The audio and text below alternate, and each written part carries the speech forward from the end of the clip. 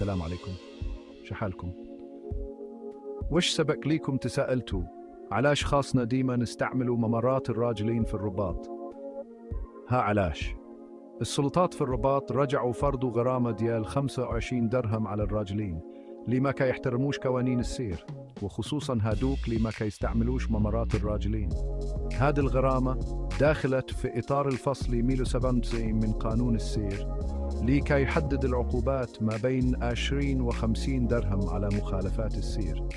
هذا القرار جاء بعد ما كثرت الحوادث المميتة بسبب عبور الراجلين من غير المناطق المخصصة، وهذا الشيء كي يساهم في الفوضى وكي يخلط السائقين. هذه الغرامة كانت بدأت كتطبق في 2017 في عهد حكومة بنكيران، ودارت عليها نقاش كبير في ديك الفترة. دابا الدعوة باش نصلحوا علامات ممرات الراجلين وباش نزود الوعي عند كل من السائقين والراجلين بقوانين السير كاينة بقوة.